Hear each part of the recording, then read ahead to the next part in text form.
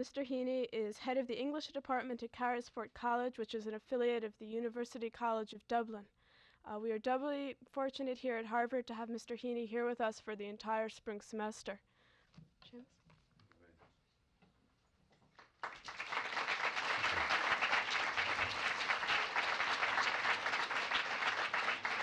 Thank you very much.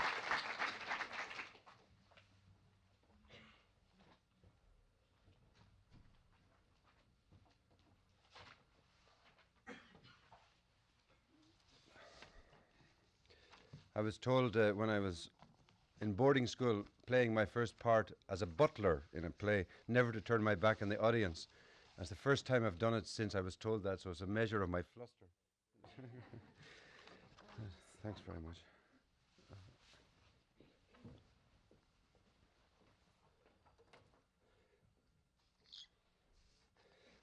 So I think with the crowds so large and people so uncomfortable standing and sitting, we better not make this too long. So I'll certainly not go on for more than an hour, and if signs of restiveness appear before that, we can draw the blind. I'm also disturbed to see that my wife and children who set out before me haven't arrived yet. So if they come, I suppose they better get in. Before they arrive, perhaps I should say a poem that I wanted to say tonight for a little girl called Catherine, who is the daughter of the house. She'll be 6 next month. This poem she made herself by speaking the lines at different times, so I just wrote them down. She said, "Aren't poems like your toys, Daddy?" So the poem goes, "Aren't poems like your toys, Daddy?" Catherine said. "And didn't you and Mammy make me, and God made the thread?" So that's over.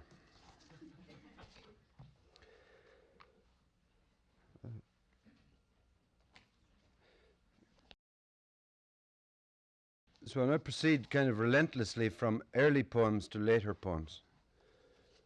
And this poem is called Personal Helicon. And as you know, Mount Helicon was where the Piraean Springs were. There's some room up here at the front for some people. Yeah, there's room here, Mary. Come on. Sorry.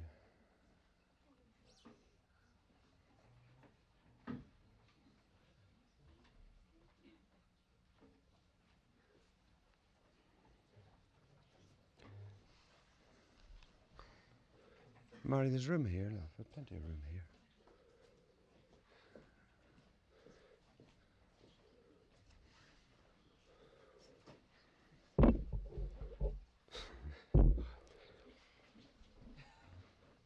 This is called Personal Helicon, and it's in 5 quatrains.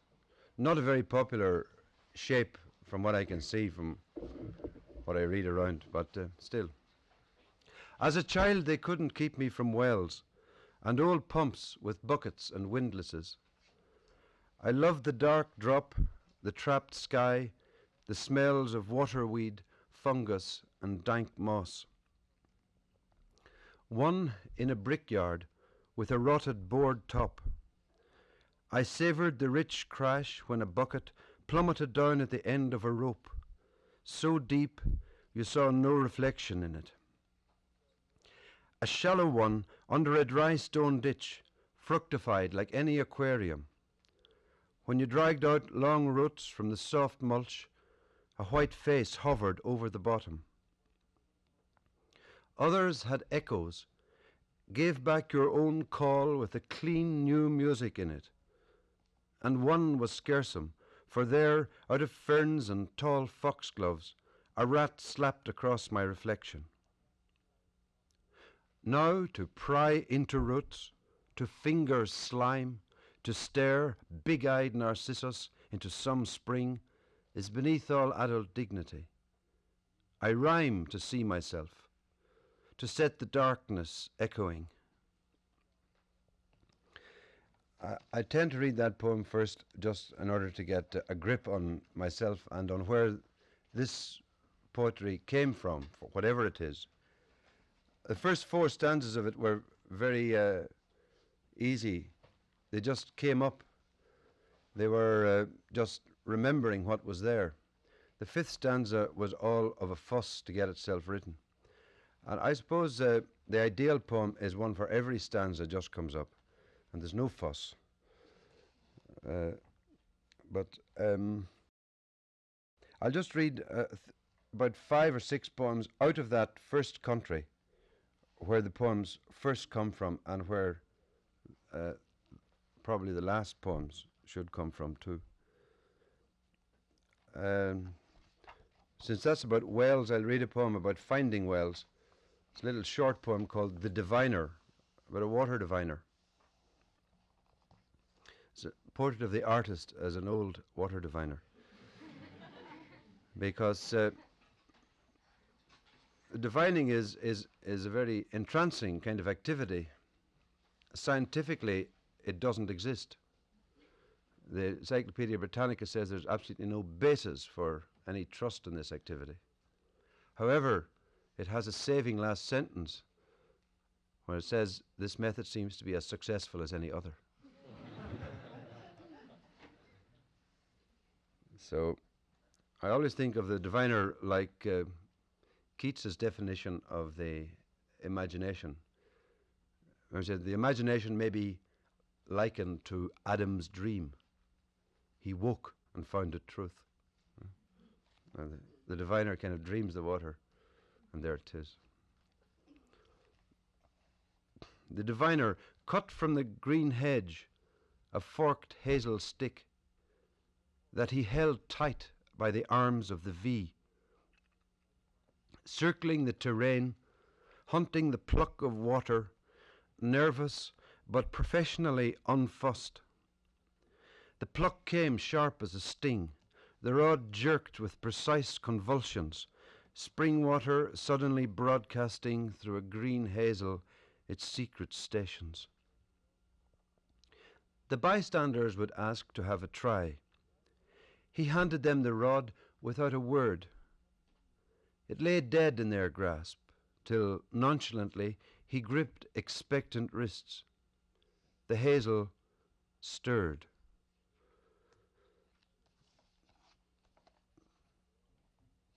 And I suppose if one were a good enough writer and we were all good enough listeners, the whole poem could be reduced to one word, one syllable, stirred, which happily rhymes with word.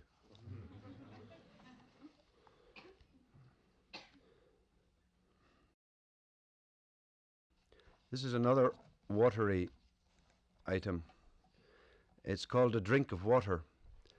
There was an old lady who lived beside us as when we were youngsters. She lived down the fields from us. She came to a pump at the back of our house to get water, but we went to her house in order to drink our own water because she had a kind of mystery about her. She lived in the fields and she, well, it was a different place to go into. And in the cup which she gave us to drink out of, on the cup, was this motto which simply said, "Remember the giver," which is a kind of intransitive imperative of sorts. Kind of. So this is just about her and that. She came every morning to draw water, like an old bat staggering up the field. The pump's whooping cough, the bucket's clatter, and slow diminuendo as it filled, announced her. I recall her grey apron, the pucked white enamel of the brimming bucket, and the treble creak of her voice like the pump's handle. Nights when a full moon lifted past her gable, it fell back through her window and would lie into the water set out on the table, where I have dipped to drink again, to be faithful to the admonishment on her cup. Remember the giver, fading off the lip. And this poem has the pump in it also. It's called Sunlight. It's for an aunt of mine who used to bake bread in the kitchen on a red hot stove. It could be called Silence as much as Sunlight, but then Silence is a very fey title for a poem, I think, that uses words. So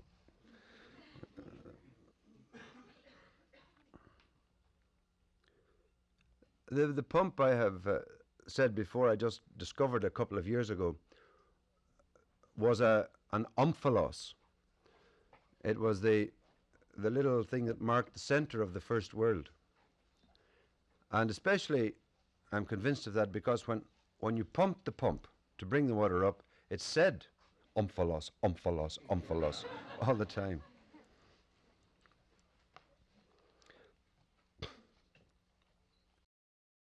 So this is Sunlight.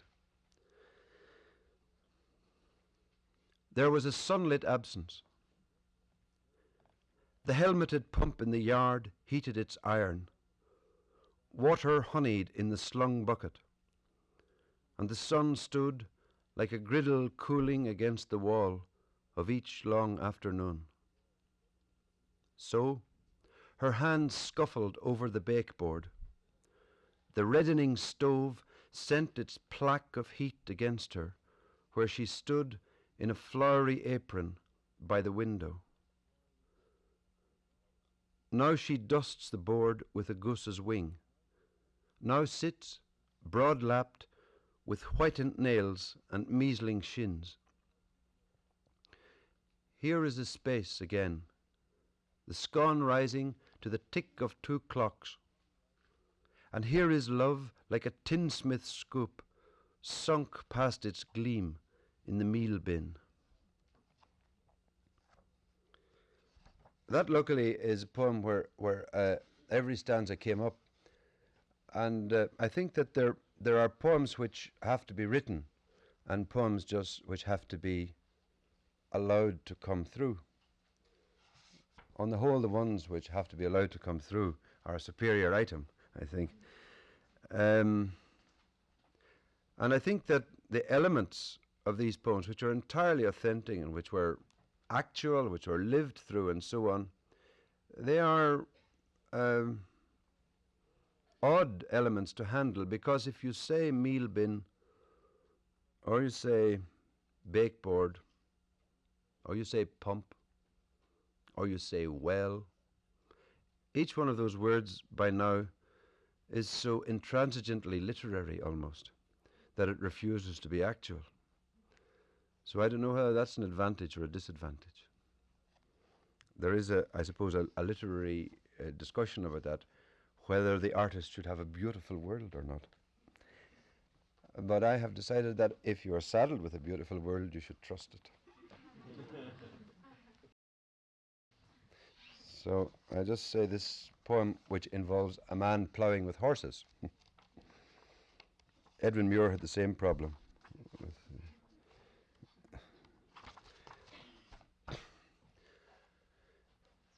It's called Follower, described by Anthony Thwaite very exactly as a standard father and son poem.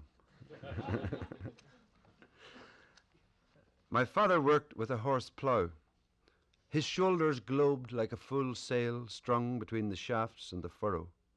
The horses strained at his clicking tongue. An expert, he would set the wing and fit the bright steel-pointed sock. The sod rolled over without breaking. At the head rig, with a single pluck of reins, the sweating team turned round and back into the land. His eye narrowed and angled at the ground, mapping the furrow exactly. I stumbled in his hob-nailed wake, fell sometimes on the polished sod. Sometimes he rode me on his back, dipping and rising to his plod. I wanted to grow up and plough, to close one eye, stiffen my arm. All I ever did was follow in his broad shadow round the farm. I was a nuisance, tripping, falling, yapping always. but today it is my father who keeps stumbling behind me and will not go away. So those poems were in that Death of a Naturalist book, first book. They'll just do one more out of that country and time, which perhaps attempts, but maybe doesn't quite succeed, in exchanging the realm of myth for the realm of history. I'm not saying that there was nothing historically true about those, but once, as I say, you deal with material like that, it sounds as if it's archetypal patterns rather than actual life you're talking about. So I try to put a policeman into it, which always brings things briskly into the realm of history. And this policeman was, he was involved in a slightly archetypal activity, right enough. He was gathering up the accounts of what was sown and kept on the farm, taking what they called tillage returns. My father had a laconic attitude to this, which I did not share at that time. I thought I was often afraid when he gave guesses as to what we had here and there. I suppose for the sake of just the ground out of which the poem springs, it would be necessary to say that there is this division which runs along sectarian, racial, almost mythic lines, ancestral lines in the community that I came from. Words Catholic and Protestant are often used, nationalist and unionist, British and Irish, whatever you want to, whatever sense of division you want to, whatever you want to label it with, doesn't really matter that much as long as the sense of the other persists, and them and us and so on. And the police were very much them as opposed to us.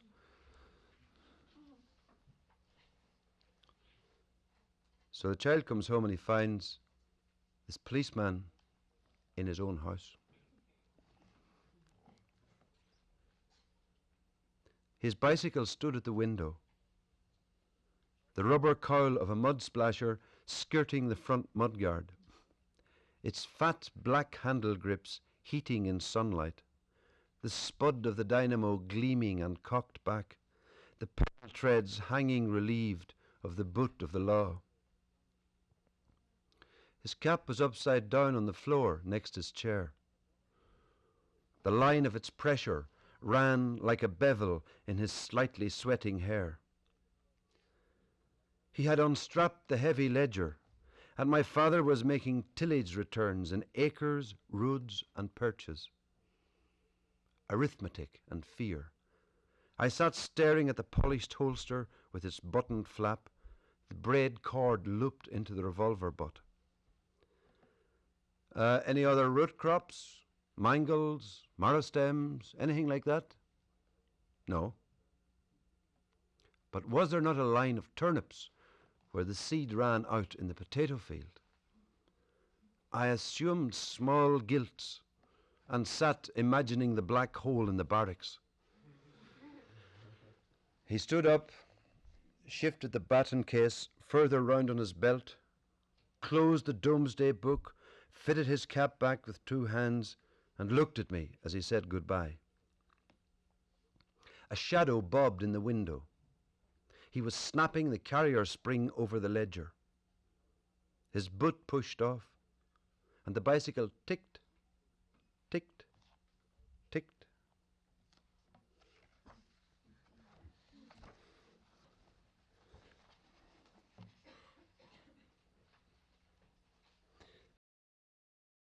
Perhaps we'll just relapse for about 3-4 minutes into the realm of beauty again. This is a set of verses which are originally come from the Irish language. They're very, very old in Irish. They're traditional wisdom of some kind.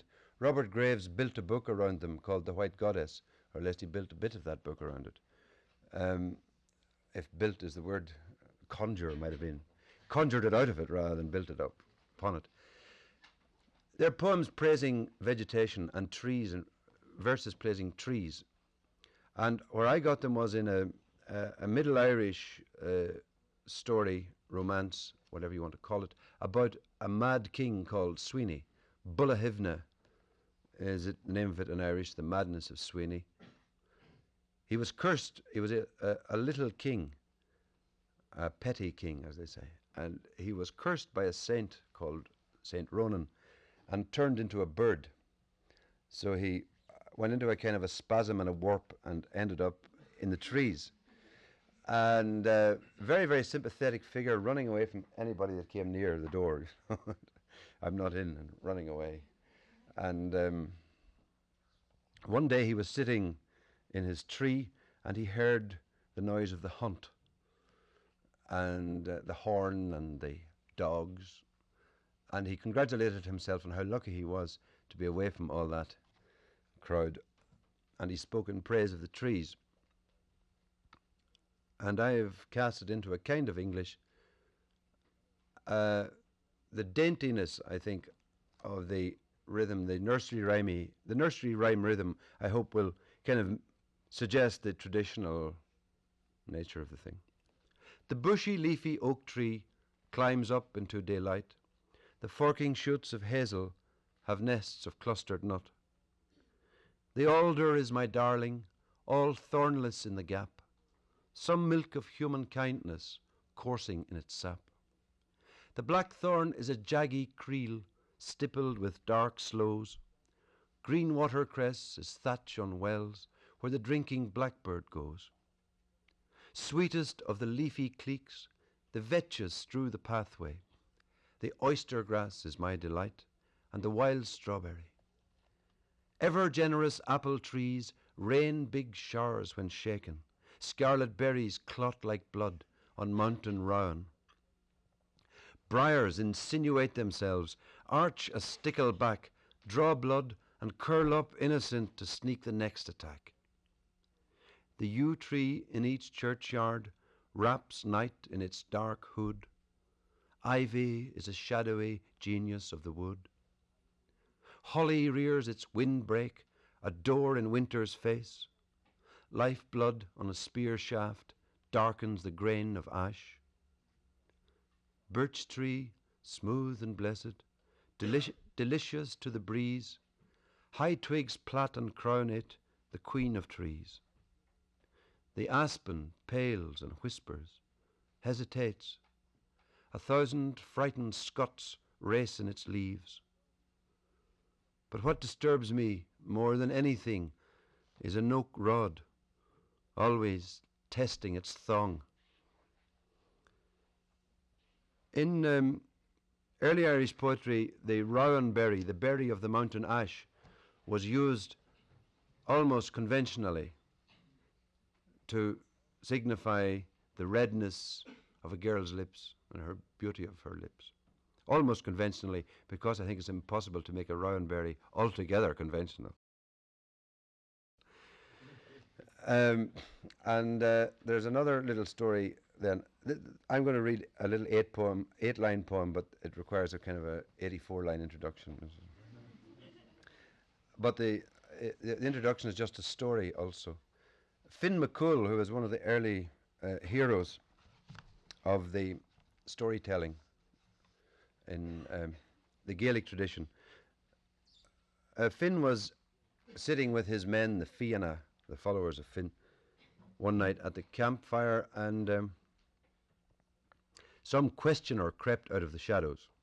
Always an interesting figure who can ask the question that starts the conversation.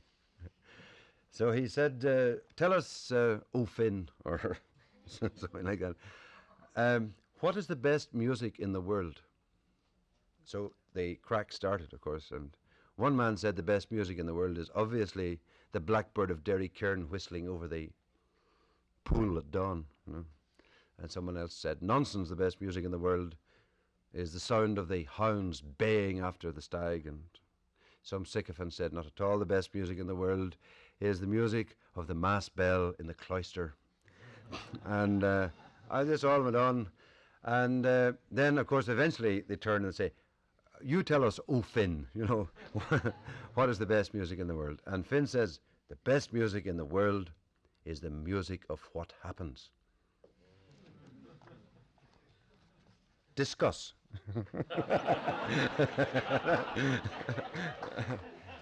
Kind of questionable, actually, but it's convincing in its own way. So I just tried to find the little poem that came out of all that. I called it Song, which I hoped was suitably abstract and modest at the same time. I think I can remember it. Song. A rowan like a lipstick girl. Between the by road and the main road, alder trees at a wet and dripping distance stand off among the rushes. There are the mud flowers of dialect and the immortelles of perfect pitch, and that moment when the bird sings very close to the music of what happens. So I'll try to get a wee bit closer.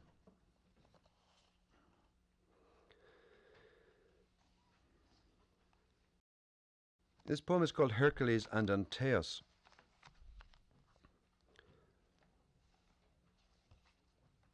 Antaeus is one of the most consoling figures in mythology because he is that giant who is born from the earth and who, when he is beaten into the earth and knocked down, gets his strength back. He wins by losing all the time. He is renewed by being knocked down. And W.B. Yeats, when he sought an image of what he wanted for the literature that he would like to have created in Ireland, himself and Lady Gregory and so on, affiliated himself with Antaeus. John Synge, I, and Augusta Gregory thought, all that we did, all that we said or sang must come from contact with the soil. From that contact, everything Antaeus-like grew strong. But I suddenly realized that Yeats overlooked the crucial fact that Antaeus was beaten by Hercules. I'm sure he knew that, but because Hercules came along, and instead of knocking Antaeus down into the ground, Hercules lifted him and held him up, elevated him, and debilitated him. Which, it's so true. It's applicable in thousands of ways. But certainly, as a myth of colonialism, it's pat almost. Instead of, I keep hammering them down. By God, they keep in great shape, you know. But raise them up a little, you know. Complicate them a little. They go down like a punctured Michelin man almost. It's also, I've thought, is a kind of a myth for different notions of the proper action of the imagination, of whatever that abstraction is. Whether it is fundamentally an illiterate activity, the activity of imagining and making, that you surrender and lie back into the source, or whether it is really a very active Herculean literacy source.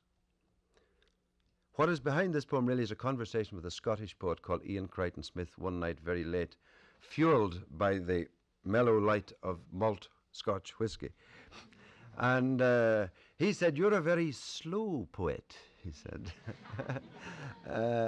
"You're a very dark poet." And I thought afterwards that he was a very quick poet.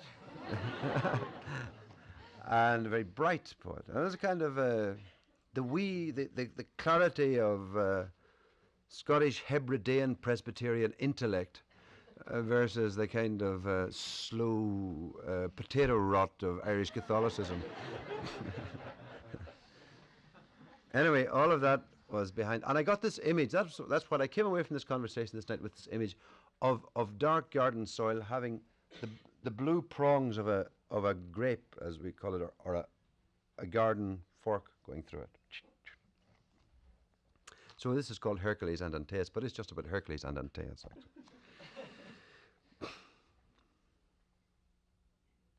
Skyborn and royal, snake choker, dung heaver, his mind big with golden apples, his future hung with trophies.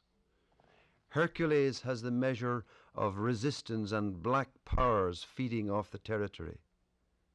Antaeus, the mould hugger, is weaned at last. A fall was a renewal, but now he is raised up. The challenger's intelligence is a spur of light, a blue prong graping him out of his element into a dream of loss and origins. The cradling dark, the river veins, the secret gullies of his strength, the hatching grounds of cave and souterrain, he has bequeathed it all to elegists. Balor will die, and Birthnoth, and Sitting Bull. Hercules lifts his arms in a remorseless V, his triumph unassailed by the powers he has shaken, and lifts and banks Antaeus high as a profiled ridge, a sleeping giant, pap for the dispossessed. So all of us go.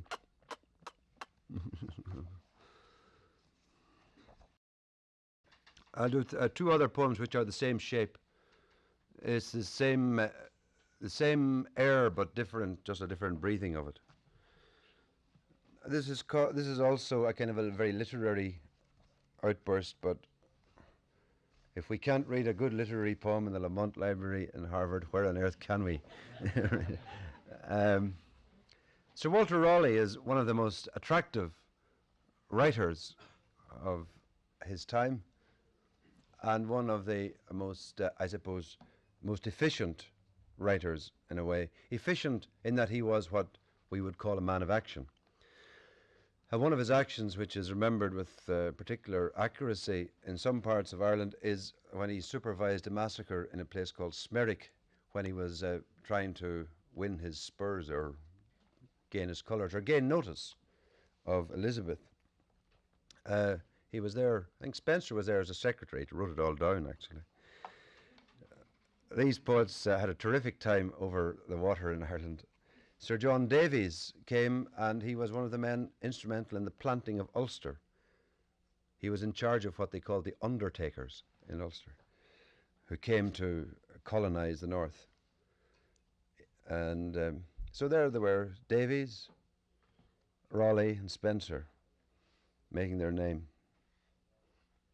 Ireland was kind of what Ireland was to English poetry what American universities are now to Irish poetry. You know, the place you go to get seen.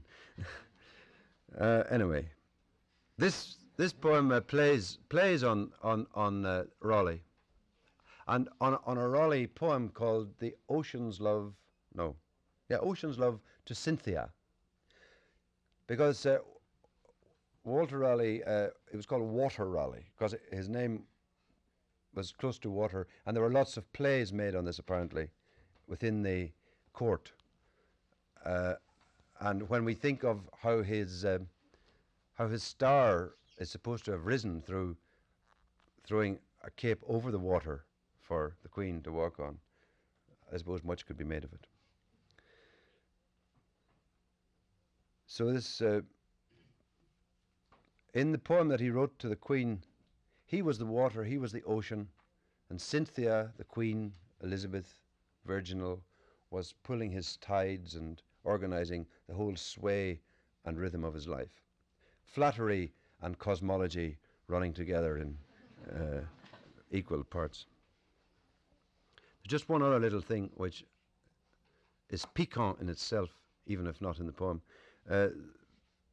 John Aubrey tells an anecdote of Raleigh getting one of the maids of honour, until that moment a maid of honour, in some corridor or maze in Hampton Court. And the maid began protesting, saying, "I prithee, sweet Sir Walter, and ended up saying, Sweeterswater, Sweeterswater. So I think of Ireland, England, Raleigh, and so on, as based on these male-female entries, conquerings, violations, and so on and so forth. Ocean's Love to Ireland, this is called. Speaking broad Devonshire, Raleigh has backed the maid to a tree, as Ireland is backed to England, and drives inland till all her strands are breathless. Sweeterswater, Sweeterswater. He is water, he is ocean, lifting her farthingale like a scarf of weed lifting in the front of the wave. Yet his superb crest inclines to Cynthia, even while it runs its bent in the rivers of Lee and Blackwater. Those are the plashy spots where he would lay his cape before her. In London his name will rise on water, and on these dark seepings. Smerick sowed with the mouthing corpses of 600 papists, as gallant and good personages as ever were beheld. The ruined maid complains in Irish, Ocean has scattered her dream of fleets, the Spanish prince has spilled his gold and failed her. Iambic drums of English beat the woods, where her poets sink like Onan. Rushlight, mushroom flesh, she fades from their somnolent clasp into ringlet breath and dew, the ground possessed and repossessed. The last little bit refers to a form, a poetic kind, used in the Irish language in the 18th century called the ashling, which means a vision. It was a dream vision poem where the poet falls asleep in the wood, dreams, a woman appears in the dream, always entangled in ringlets of great beauty. Often several stanzas go to the description of these ringlets. But and he questions her who she is, and she always tells him under a secret name that she's Ireland, that she has been raped by the foreigner, or that she is in thrall to the heretic, or in whatever way you want to choose male-female violations necessary, that Ireland is under England. But she always ends up with a vision of release, that the young prince will come and free her from this. The young prince, alas, was another name for the Stuarts, who were decent enough people, but no military wizards. And so it remains a literary form.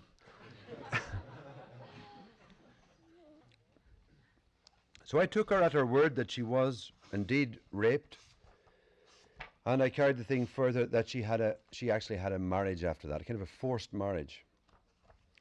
And that is what happened in history. In 1800, Ireland and England had an act of union. So this is a conceit based on that double possible meaning of act of union, a political and a sexual meaning. And as is proper, I think, for a conceit, it is worked out through two Elizabethan sonnets, this kind of A, B, A, B, E, F, E, A, B, A, B, C, D, C, D, E, F, E, F, G, G, each time. And the conceit is that Ireland is lying like a pregnant woman, resentfully with her tense back to the British island, which is lying quite complacent, the hands in the Shetlands and the feet at Land's End. And every now and again she turns and viciously attacks him, and he says, "What's wrong with you? Calm down. I gave you everything."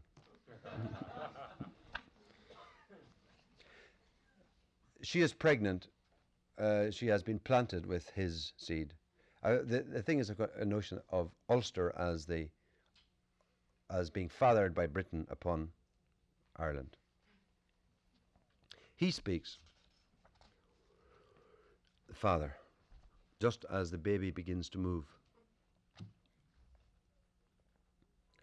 Tonight, a first movement, a pulse, as if the rain in bogland gathered head to slip and flood, a bog burst, a gash breaking open the ferny bed. Your back is a firm line of eastern coast, and arms and legs are thrown beyond your gradual hills. I caress the heaving province where our past has grown. I am the tall kingdom over your shoulder that you would neither cajole nor ignore. Conquest is a lie. I grow older, conceding your half-independent shore, within whose borders now my legacy culminates inexorably. And I am still imperially male, leaving you with the pain, the rending process in the colony, the battering ram, the boom burst from within. The act sprouted an obstinate fifth column whose stance is growing unilateral. His heart beneath your heart's a war drum mustering force. His parasitical and ignorant little fists already beat at your borders, and I know they're cocked at me across the water. No treaty, I foresee, will salve completely your tracked and stretch-marked body, the big pain that leaves you raw, like opened ground, again.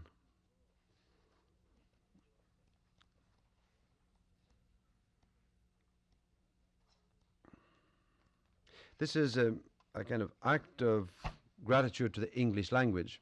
This merry interchange between that island and our island, or our island and that island, has gone on for some time. The Irish language was lost. You could make a myth of loss, too. One notion of Irish poetry is that it has lost its language, and that we are halting and stumbling in this new English that has been forced upon us and which we can't really master. Even James Joyce went in for that kind of notion. However, he gave it to the young Stephen.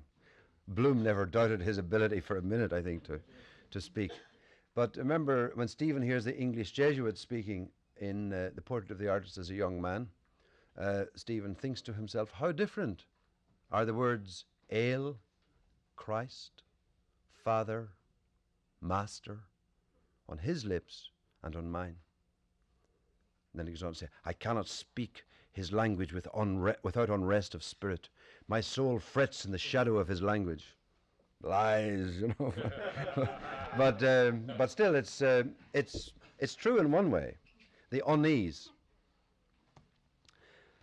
But I find it uneasy because then to make a myth of that, to make a myth of Irishness out of loss of language and unease within the English language, because you're kind of cutting off something.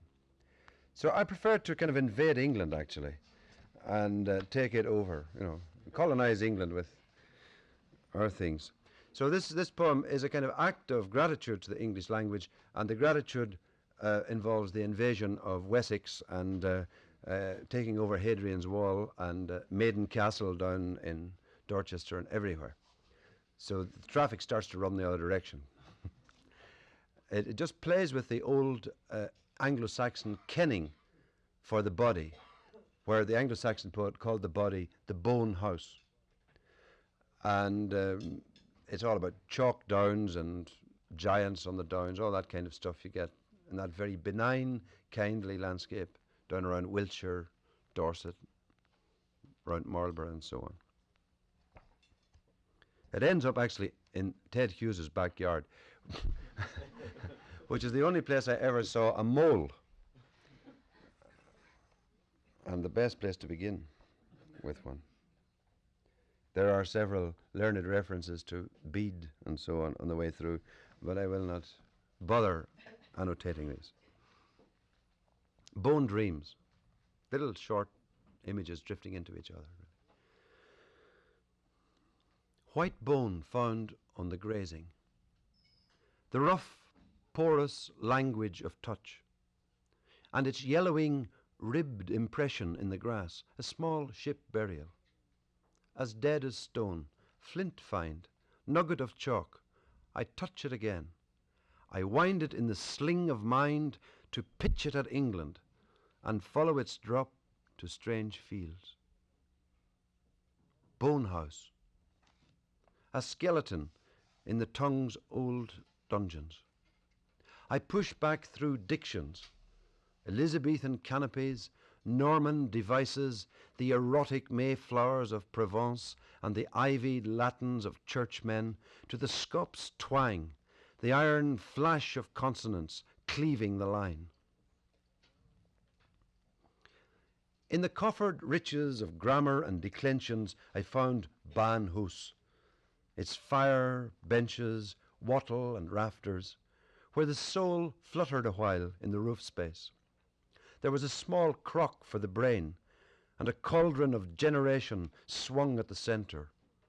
Love Den, Bloodholt, Dream Bower.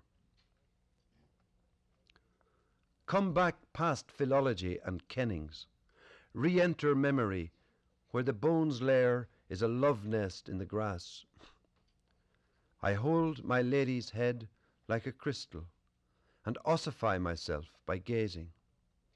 I am screes on her escarpments, a chalk giant carved upon her downs. Soon my hands on the sunken fosse of her spine move towards the passes, and we end up cradling each other between the lips of an earthwork. As I estimate for pleasure her knuckles paving, the turning stiles of the elbows, the vallum of her brow, and the long wicket of collar bone, I have begun to pace the Hadrian's wall of her shoulder, dreaming of Maiden Castle. One morning in Devon, I found a dead mole with the dew still beading it. I had thought the mole a big bone coulter, but there it was, small and cold, like the thick of a chisel. I was told, blow back the fur on his head. Those little points were the eyes. And feel the shoulders.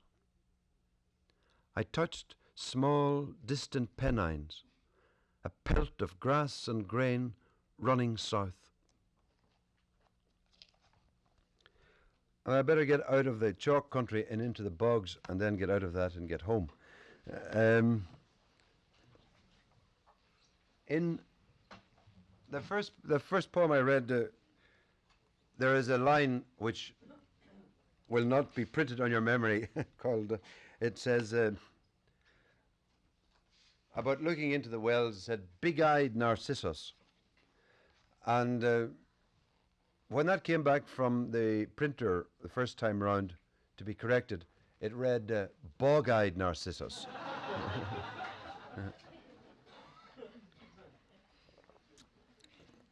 So there was something in it after all.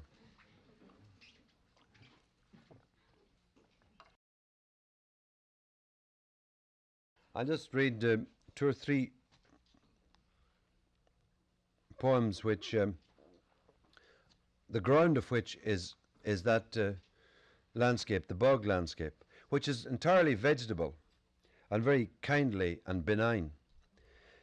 It's made up just of vegetable matter growing and dying year after year into the water. And it's, although it feels very old because it's solitary and distant and wind whistling territory, it is in fact the youngest part of the landscape, geologically speaking. It's only a few thousand years old. And so within it, our young human life and young material life is kept. And most of the entrancing material in the antiquities section in, say, the National Museum in Ireland, early Christian material, missals and shrines and Bronze Age gold and all that, was found in a bog. You go around, and in display case after display case, it says, found in a bog, found in a bog, found in a bog, found in a bog. It is as if, to be glib, the bog bank, which is where they cut the peat, the bog bank is a kind of memory bank, to use a nice new expression for the place. So I'll just do two of these. One is the woman who was found there in the peat. She had been there for about 800 years. It was some kind of ritualistic burial. She was arrayed in silk, well, in skins and garments of various kinds. There was a stone at her head and her foot. And the Danish archaeologist Globe suggests that this woman, her burial was continuous with some kinds of Scandinavian, North European Viking burials. And that made a lot of sense because she was found near a place called Carlingford and Strangford, these Carlingfjord, Strangfjord, where the Vikings came in.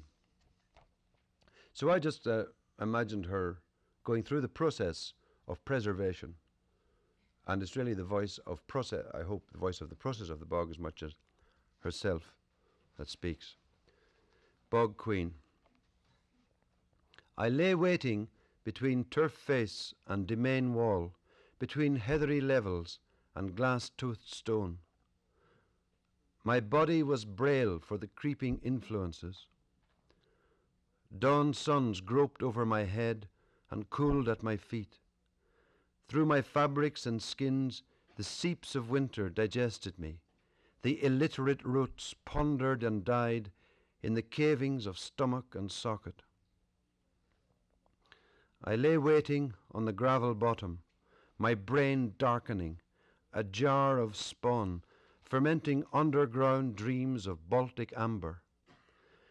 Bruised berries under my nails, the vital hoard reducing in the crock of the pelvis. My diadem grew carious. Gemstones dropped in the peat flow like the bearings of history. My sash was a black glacier wrinkling. Dyed weaves and Phoenician stitchwork retted on my breast's soft moraines. I knew winter cold like the nuzzle of fjords at my thighs, the soaked fledge, the heavy swaddle of hides. My skull hibernated in the wet nest of my hair, which they robbed. I was barbered and stripped by a turf cutter's spade, who veiled me again and packed coombe softly between the stone jams at my head and my feet, till a peer's wife bribed him. The plait of my hair, a slimy birth cord of bog, had been cut, and I rose from the dark, hacked bone, skull wear, frayed stitches, tufts, small gleams on the bank.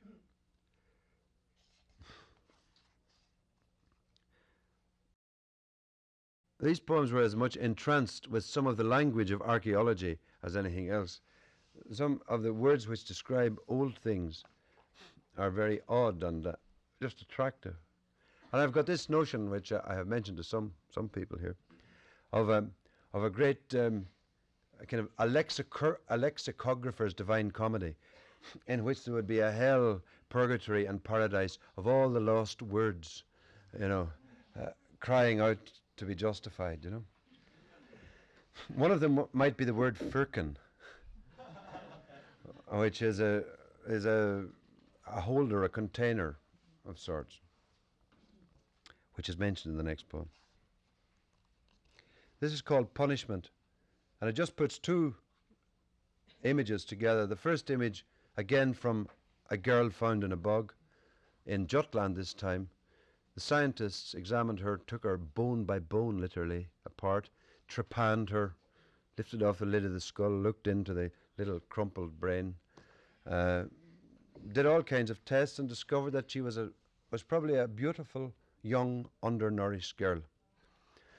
And also then from her head being shaved, they could tell, from her head being shaved and from sticks being cast across her where she was buried and stones, they also divined that she was a punished young undernourished girl who had her head shaved.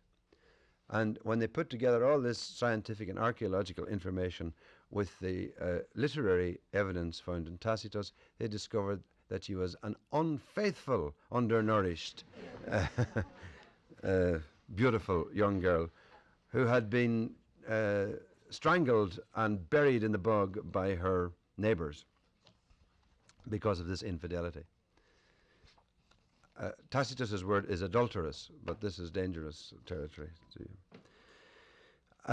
And that's one end of the telescope, and at the other end of the telescope there are the unfaithful young tarred and feathered girls from Bogside and Derry and Belfast who were in a way broke faith with the community and were summarily treated by the community, were tarred and feathered, violated publicly.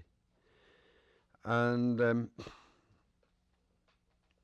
this violation naturally called forth much condemnation, much outrage, much proper outrage, and I thought much improper rhetoric at the time, because some of the quarters where the outrage came from were not outraged when other violations were practiced within prisons, within internment centres. As long as the thing was official, it was called punishment or interrogation. As long as it was unofficial, it was revenge and inhuman. It's interesting. So behind this poem are Christ's words to the woman taken in adultery: "He who is without sin among you, let him cast the first stone." Punishment. I can feel the tug of the halter at the nape of her neck, the wind on her naked front. It blows her nipples to amber beads. It shakes the frail rigging of her ribs. I can see her drowned body in the bog, the weighing stone, the floating rods and boughs, under which at first she was a barked sapling that is dug up, oak bone, brain firkin, her shaved head like a stubble of black corn, her blindfold a soiled bandage, her noose a ring to store the memories of love. Little adulteress, before they punished you, you were flaxen-haired, undernourished, and your tar-black face was beautiful. My poor scapegoat, I almost love you, but would have cast, I know, the stones of silence. I am the artful voyeur of your brain's exposed and darkened combs, your muscles webbing, and all your numbered bones. I who have stood dumb when your betraying sisters, called in tar, wept by the railings, who would connive in civilized outrage, yet understand the exact and tribal, intimate revenge. And the last of these, this group I'll do is shorter. It's called, with the title I now regret, called Strange Fruit, which is a little tricksy perhaps. But it's a poem just which contemplates, which just looks at a head, which an orphaned head, a head without a body, that was found in a bog. It was wrapped up like a treasure. And when they unwrapped it, there it was. A girl's head staring. The Celts were head hunters of sorts. Cuchulainn, in Yeats's great hero Cuchulainn, who sounds like a decent Anglo-Irish man quite often. But if you read the early epic, The Town, you'd find that he cuts the head of 80 men and nails them up on posts.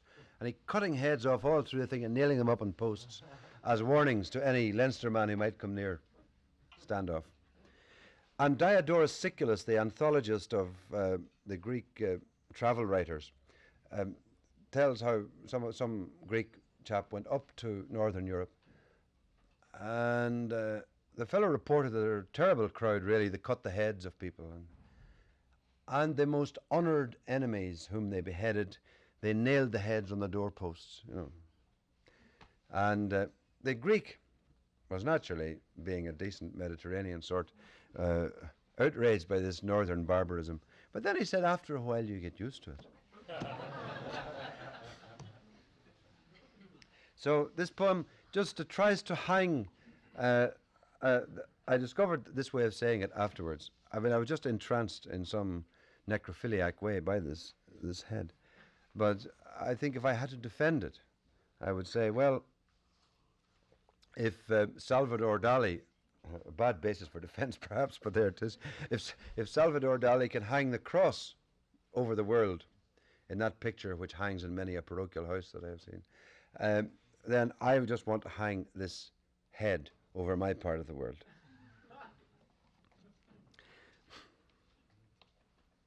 Here is the girl's head, like an exhumed gourd, oval-faced, prune-skinned, prune stones for teeth. They unswaddled the wet fern of her hair and made an exhibition of its coil, let the air at her leathery beauty. Pash of tallow, perishable treasure. Her broken nose is dark as a turf clod, her eye holes blank as pools in the old workings.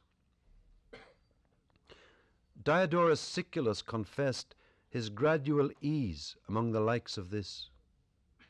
Murdered, forgotten, nameless, terrible, beheaded girl, outstaring axe and beatification, outstaring what had begun to feel like reverence. I'll do about 4 more.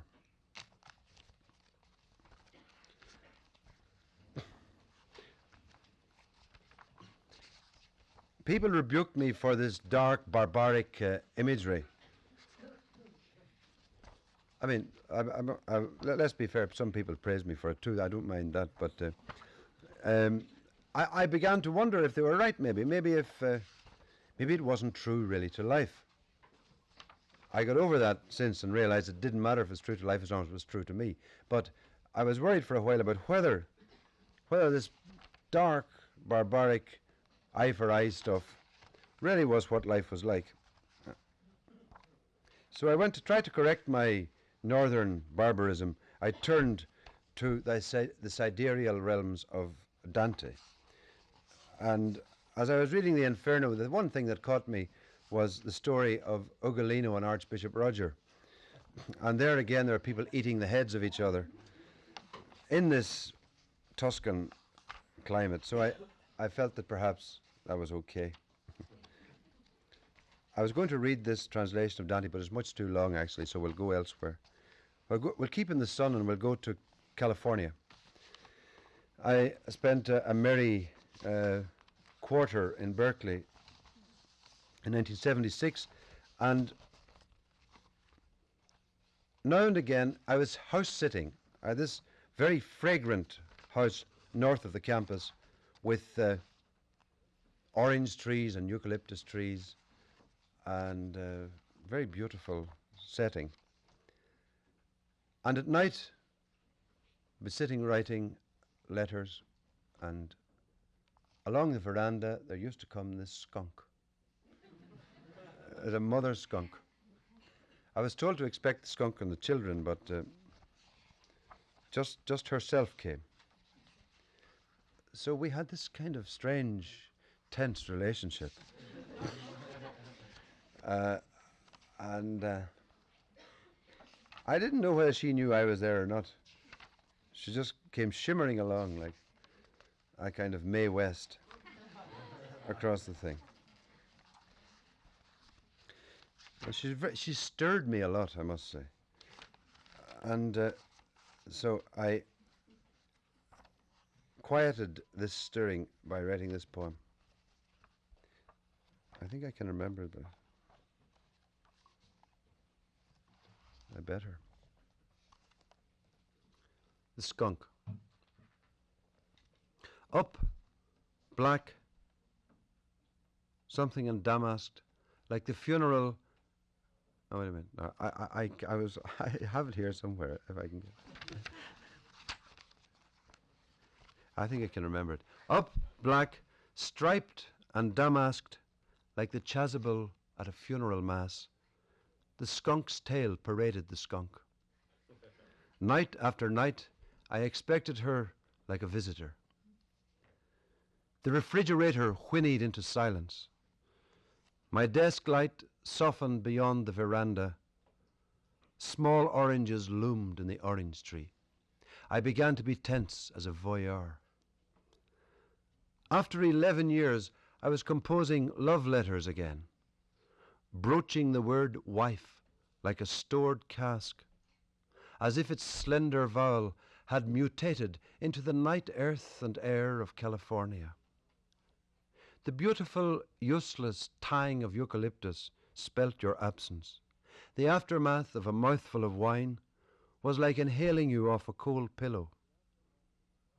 And there she was, the intent and glamorous, ordinary, mysterious skunk. Mythologized, demythologized, snuffing the boards 5 feet beyond me. It all came back to me last night, stirred by the soot fall of your things at bedtime. Your head down, tail up, hunt in a bottom drawer for the black plunge-line nightdress. Oh, it is.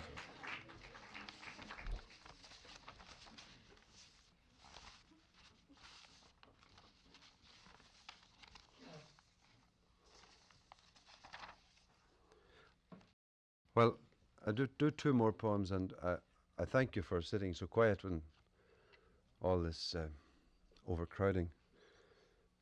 And I'm honoured to have so many poets here whose names stilled my childish play, some will say. And I think it might be proper at this time and in this place to just read this elegy, which I wrote, as everyone, I suppose, has written, an elegy for Robert Lowell, who was in our house in Dublin just shortly before he returned to die in the taxi. And the poem robs a number of his poems for some of his best lines. The line from The Dolphin, "My eyes have seen what my hand did." The line from Fall, 1961, "A father's no shield for his child." The night after Lowell left, there was a Tuesday night, I think he died on a Monday night in New York. I dreamt this line, which I thought must be in his work. I woke up the next morning with this line in my head: "The heart's iron vodka." I said, must be Lowell. So I hunted through as best I could, but I couldn't see it anywhere. And then when suddenly he died, it found its place here.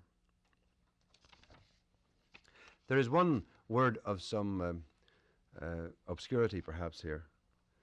The word retiarius.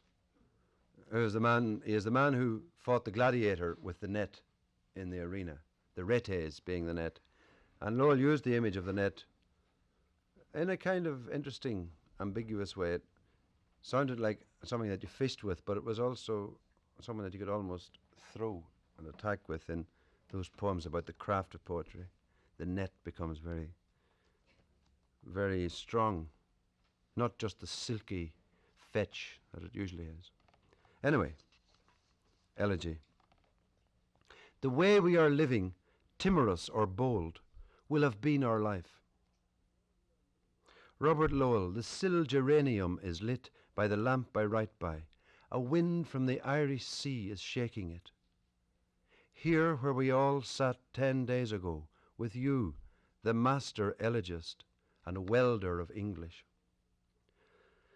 As you swayed the talk and rode on the swaying tiller of yourself, ribbing me about my fear of water, what was not within your empery? You drank America like the heart's iron vodka, promulgating art's deliberate, peremptory love and arrogance. Your eyes saw what your hand did as you Englished Russian, as you bullied out heart-hammering blank sonnets of love for Harriet and Lizzie and the briny, water-breaking dolphin. Your dorsal nib, gifted at last to inveigle and to plash, helmsman, netsman, retiarius. That hand, warding and grooming and amphibious. 2 a.m. seaboard weather. Not the proud sail of your great verse, no. You were our night ferry, thudding in a big sea, the whole craft ringing to an armourer's music, the course set wilfully across the ungovernable and dangerous. And now a team of rain and the geranium traymans. A father's no shield for his child.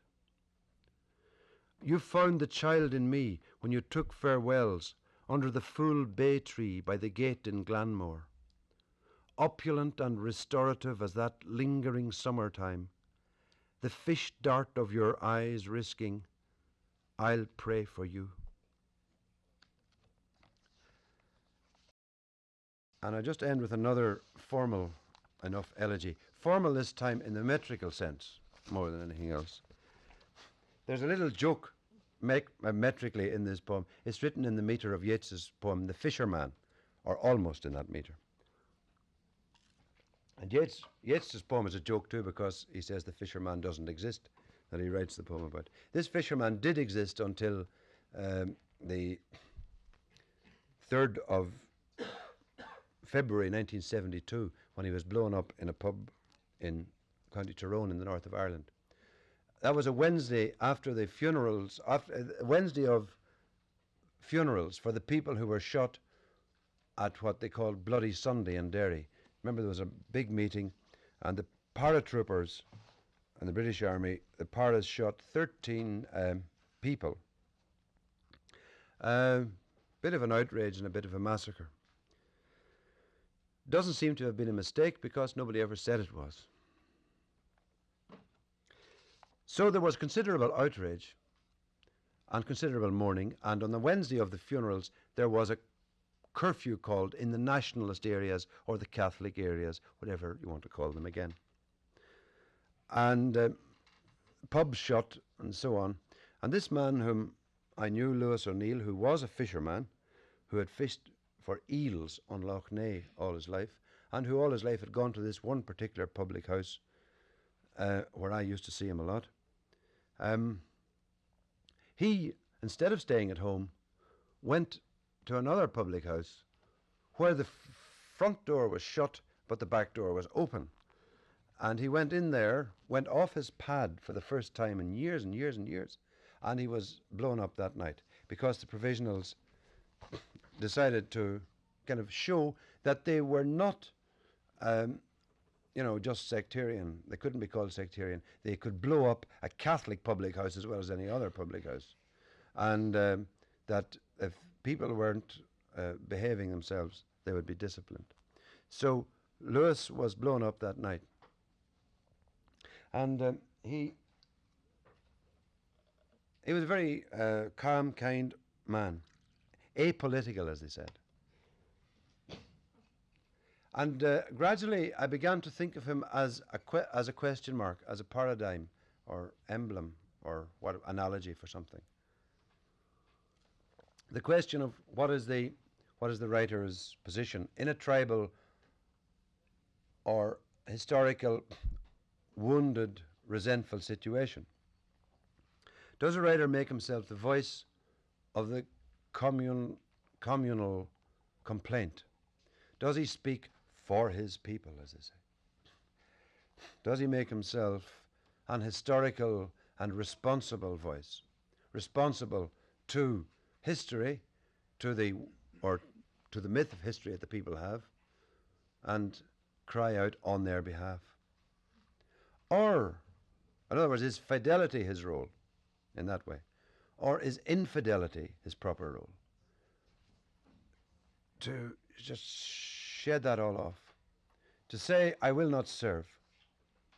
To say, I will not be caught by these nets of family, country, tradition, and so on. And as Lewis moved, and it was a kind of impious thing to do that day, because there was, a very large, solemn, real sense of outrage and sense of closing of ranks on that day of the funerals. And he swam out on his own. Admirable in many ways too. So that's the whole thing. Casualty, and then definitely, sorry, overshot. He would drink by himself and raise a weathered thumb towards the high shelf, calling another rum and black currant without having to raise his voice, or order a quick stout by a lifting of the eyes and a discreet dumb show of pulling off the top. At closing time would go in waders and peaked cap into the showery dark, a dole-kept breadwinner, but a natural for work. I loved his whole manner, sure-footed, but too sly, his deadpan sidling tact, his fisherman's quick eye, and turned observant back. Incomprehensible to him my other life. Sometimes on his high stool, too busy with his knife at a tobacco plug, and not meeting my eye, in the pause after a slug he mentioned poetry. We would be on our own, and always politic and shy of condescension. I would manage by some trick to turn the talk to eels, or lore of the horse and cart, or the provisionals. But my tentative art his turned back watches too. He was blown to bits, out drinking in a curfew others obeyed, 3 nights after they shot dead the 13 men in Derry. Paras 13, the walls said, Bogside 0. That Wednesday everybody held his breath and trembled. It was a day of cold, raw silence, wind-blown surplice and soutane. Rained on, flower-laden, coffin after coffin seemed to float from the door of the packed cathedral like blossoms on slow water. The common funeral unrolled its swaddling band, lapping, tightening, till we were braced and bound like brothers in a ring. But he would not be held at home by his own crowd, whatever threats were phoned, whatever black flags waved. I see him as he turned in that bombed, offending place, remorse fused with terror in his still knowable face, his cornered, out-faced stare blinding in the flash. He had gone miles away, for he drank like a fish nightly, naturally, swimming towards the lure of warm, lit-up places, the blurred mesh and murmur drifting among glasses in the gregarious smoke. How culpable was he that last night when he broke our tribe's complicity? Now you're supposed to be an educated man, I hear him say. Puzzle me the right answer to that one. I missed his funeral. Those quiet walkers and sideways talkers shoaling out of his lane to the respectable purring of the hearse. They move in equal pace, with the habitual slow consolation of a dawdling engine, the line lifted hand over fist, cold sunshine on the water, the land banked under fog. The morning I was taken in his boat, the screw purling, turning indolent fathoms white, I tasted freedom with him. To get out early, haul steadily off the bottom, dispraise the catch, and smile as you find a rhythm working you slow mile by mile into your proper haunt, somewhere well out, beyond. Dawn-sniffing revenant, plodder through midnight rain, question me again. Thanks very much.